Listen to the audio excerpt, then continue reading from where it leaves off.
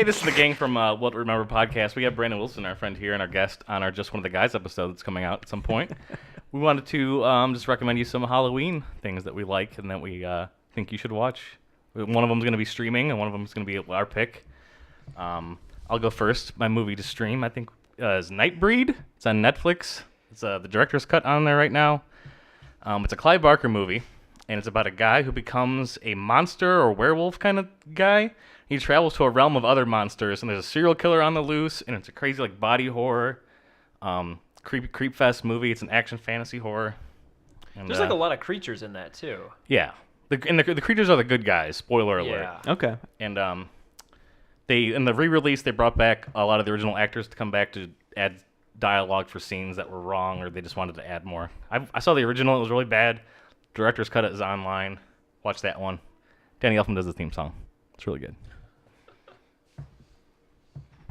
I'm going to talk about Blair Witch Project, which is on Hulu right now. Obviously, if you don't know what that is, it is not the remake, right? Not the new one. Not the new one, no. The original from I think like '99 or 2000. It's kind of like the first like found footage. Yeah, kind of kicked off the found footage craze. And they shot it for like almost nothing, but it ended up making millions and millions of dollars. Basically, it's just about a group of film students that go to investigate a possible witch in the forest or disappearing or something like that of someone. Yeah. Yeah. And if you haven't seen it before, why should I watch it now? When I missed it coming out. Actually, that question. Okay. I would say that even though I think this is coming off the heels of like Paranormal Activity, it's a better version of those movies. Yeah, I think it does a better job of as one of the first like found footage films. They did a really good job. It doesn't feel overplayed, I think. And I mean, I remember when it came out, it was like a big deal if you like went to the movies and saw it because it was considered so scary. Yeah, I was too young to have seen it in theaters, I think, or I definitely didn't, but I had a couple friends that did, and I was like, it was like one of those like, oh man, you actually saw that, like, well, and you're still here. Oh my gosh! I think there's very few scares out of the entire movie, but the whole atmosphere is scary itself, and like you're always on edge and you think that something is going to happen. Yeah. All right, Annie Hubert, what do you got? I would say The Host, which I don't know. It's a Korean film? Yeah, Korean monster movie. I was gonna say it's like Cloverfield, but it's way better.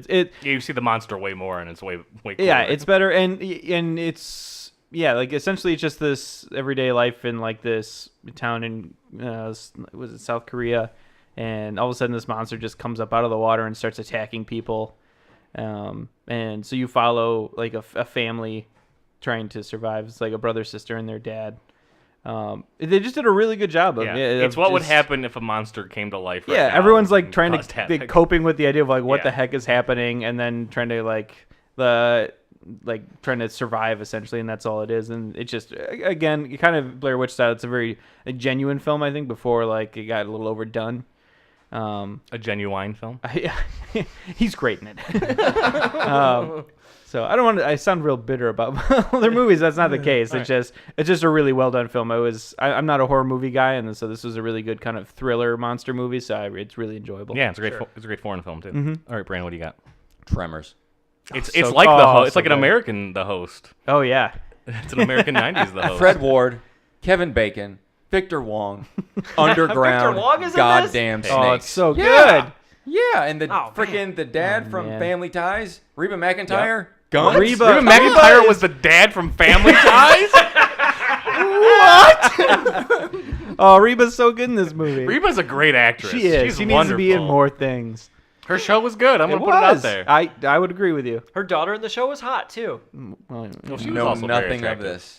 Nothing of this. And that movie is just great. It's such a a great fun movie. ride. It had so much potential to be terrible. Yeah. Terrible. Yeah. And it is great. Yep. Yeah, Them underground snakes genuinely scare the shit out of me. Yeah, you put quality actors in a horror film and good things can happen. Kevin Bacon. That's all I got to say. All right, Kevin Bacon. you can't find this streaming. We're just going to talk about a movie that you'd have to seek out if you wanted to watch it, but it's also really good. I picked Phantom of the Paradise. It's a Brian De Palma film that came out in 1974, 1 year before the Rocky Horror Picture Show. So if you like Rocky Horror Picture Show, I'd give this a chance.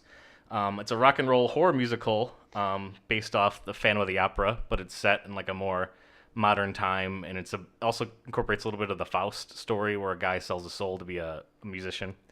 This movie is fantastic. Yeah, Brett and I watched it like 2 years ago. Yeah, I really, really enjoy it. And if it was the hidden gem. Every year I try to find an older movie or just any movie that's a horror film to watch around Halloween time. This is the one I found about a year ago, and I really enjoyed it. Who is the shorter guy? Paul Williams? Yes, he's a famous musician, songwriter, and he's music producer. Yeah, he wrote Rainbow Connection. He was most recently on a Daft Punk song called Touch. That was really good. He wrote a couple of Carpenter songs. A couple of Three Dog Night songs. Yep. And also Brian De Palma. He made The Untouchables. He made Carrie. He made Scarface. So this movie just kind of went under the radar. It's really good. Phantom of the Paradise. I'm going to talk about Scream, which is a fantastic reintroduction of the slasher movie in the 90s. It brought it back. It totally brought it back. Yeah, it really did. That was a huge hit. It's a pretty big void. If that movie hadn't happened, horror wouldn't be what it is today. Yeah, exactly. Absolutely. It is a perfectly thought out movie. I love the idea that they explore tropes of horror movies inside the movie. Yeah. Just within the first scene, just the villain or the antagonist is asking Drew Barrymore what her favorite horror movies are, and you pretty much get that throughout the rest of the movie. Not only did it bring back the slasher film, it also pretty much brought Wes Craven's career back. Yeah, he had made some real bombs. Yeah. Up until that movie. He had made some terrible between movies. Nightmare on Elm Street and that Scream. It was just bomb yeah, and after the bomb People it Under fell. the Stairs, considered really bad movies. This one, I feel like he actually tried, and it's a fantastic movie. If you haven't seen it in a while, you should.